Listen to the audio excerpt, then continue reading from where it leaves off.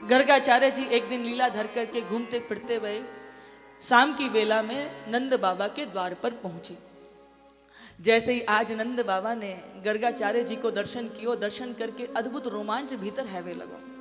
आज मेरे घर पे इतने पहुंचे हुए आचार्य पहुंचे हैं, चरण का प्रक्षालन किया, दिव्य आसन पर उनको बिठाया है और उनकी खूब कुशलता क्षेम पूछी है, प्रेम से उनका खूब आदर सत्कार, उनका अभिनंदन किया है। बाद में यशोदा मैया ने बड़े प्रेम से पूछे कि महाराज भोजन प्रसाद में मैं आपकी क्या सेवा कर दूं। गर्गाचार्य जी ने कही कि मैया मैं अपने हाथन ते स्वयं पाकी ब्राह्मण हूं, अपने हाथन ते भोजन पका करके पाऊं। तुम ऐसा करो कि तुम मुझको कच्चो सीर और राशन दे दो, मैं अपने हाथन ते बना के खाऊंगा। अब यहाँ पर जो है वो माने नहीं, तो मैया ने कहा ठीक है, जैसी आपकी इच्छा। मैया ने लाकर के कच्चो राशन जो है गर्गाचार्य जी को दे दिया। गर्गाचार्य जी ने खूब स्वादिष्ट सी खीर पकाई है। भैया हमारे ब्रज में पता कैसे खीर बने करें, हमारे ब्रज में जब दूध को ओटा ओटा के आधो कर दे में, तब वहां में चावल डाल करके फिर मेवा मिष्ठान डाल करके बिल्कुल रबड़ी जैसी खीर बने कि वाये जो है रबड़ी की तरह खा लो, ऐसी खीर बने करें। खूब स्वादिष्ट सो अपने हाथन ते खीर पकाई, वहाँ में केसर इत्यादि डाल करके ठाकुर जी के सम्मुख तुलसी डाल करके जैसी आवाहन करने लगे कि हे ठाकुर आओ, आकर के भोग लगाओ, पुकारे हुए लगे। तो कन्हैया जो है वो श्री दामा के साथ में, अपने भैया के साथ में, बलदाऊ के साथ में बैठे हुए, बोले दाऊ भैया देखो ये हमको बुला रहे हैं कि आओ आकर के भोग पालो। त्वदीय वस्तु गोविंदम तुभ्यमेव समर्पये, हे ठाकुर आओ आकर के भोग लगाओ, ये सब कुछ तो तुम्हारा ही है, मेरे प्रेम के इस प्रसाद को ग्रहण करो नाथ। जैसे पुकार वाले के कन्हैया बोले दाऊ भैया ये हमको पुकार रहे, हम क्या करें। दाऊ भैया बोले बुला रहे तो चलो जा। अब कन्हैया भैया गुटमन गुटमन चल दिए, यहाँ पर भोग लगा करके ये भजन करने लगे और कन्हैया घुटमन घुटमन चलते भाई वहाँ पहुँचे और जाकर के जैसे ही ठाकुर जी के बराबर में सुंदर सो स्वादिष्ट सो भोग जो रखो वो उठा करके लप लप लप लप चप चप करके खावे लगे। इनकी आंखें खुली तो कहा देखो कि कन्हैया ने उनके भोग प्रसाद को झूठो कर दियो। अब तो लगे चिल्लावे, अरे देखो हमारे ठाकुर जी को प्रसाद झूठो कर दियो, ऐसो कर दियो, वैसा कर दियो। यशोदा मैया दौड़ करके आई, हाथ जोड़ के क्षमा मांगवे लगी, मेरो लाला थोड़ा चपल है, चंचल है, पर नन्नो सो है, तुम क्रोध मत करो, तुम या कि अपराध को क्षमा कर दो। बाबा हमते गलती हो गई, तुम इसकी बदली हमको कोस लो। अब बाबा को भी लगो छोटो सो लाला है, कोई बात ना, अपराध बन गए होगा। मैया ने कहा तुम चिंता मत करो।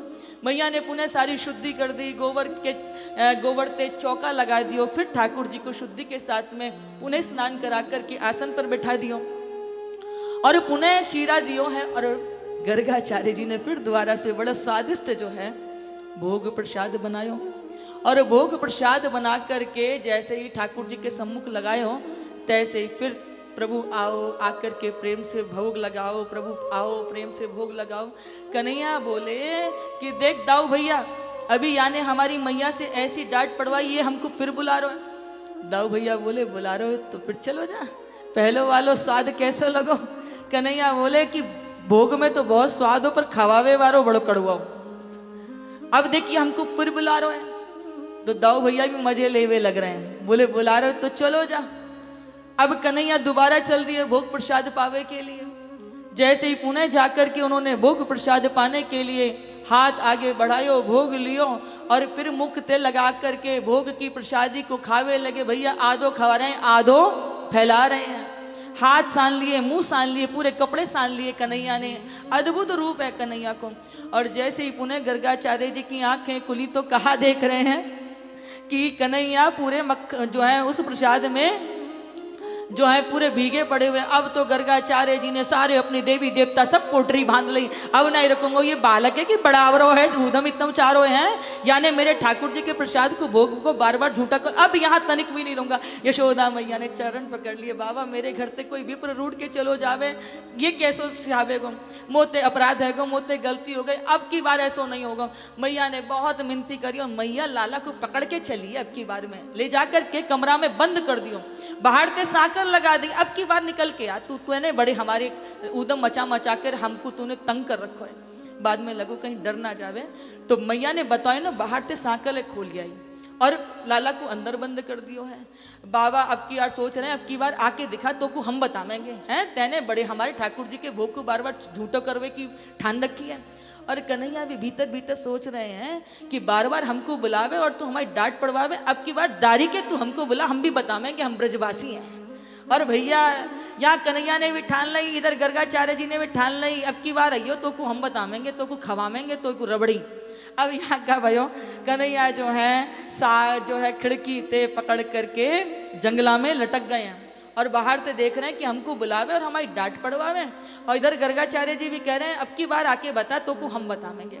दोनों तरफ होते ठनी पड़ी है कि हम एक दूसरे को बतावेंगे। अब इधर गर्गाचार्य जी ने पुनः अपने हाथ से खीर जो है उसको प्रसाद को बनाया और पुनः ठाकुर जी को लगाया और प्रेम से फिर प्रभु को पुकारवे लगे कि आओ प्रभु आकर के भोग लगाओ। और फिर जब उन्हें बार बार पुकारा तो कन्हैया फिर चल दिए। हाँ, भक्त पुकारे तो ठाकुर जी कैसे रुक जावे, कन्हैया फिर चल दिए। कन्हैया कह रहे हैं दारी की अब की बार तो की ठीक करूंगा, आ रहा हूं मैं फिर बुला रहा हूं तुम को।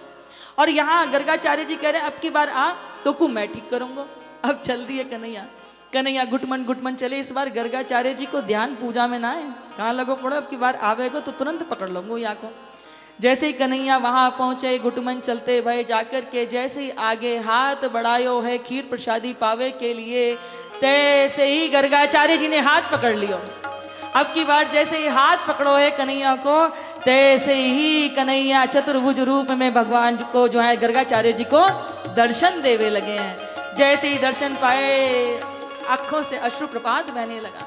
बार बार मैं ठाकुर जी को बुलाता, वो भोग प्रसाद पाने के लिए, मुझे दर्शन देने के लिए, मुझे कृतार्थ करने के लिए आते और मैं बार बार उनके साथ इस प्रकार से मैं उनको वो करता। क्षमा याचना करने लगे, बहुत पश्चाताप के आंसू गिरने लगे। प्रभु ने कहा कि गर्गाचार्य जी से कि महाराज आप दुखी मत हो, ये सब तो मेरी लीला है। कल आप मेरा नामकरण संस्कार करेंगे, पर मेरी आपसे एक प्रार्थना है कि आप तो सब कुछ हो जानो, लेकिन आप यशोदा मैया और रोहिणी मैया के सम्मुख ये भाव प्रकट मत करिए।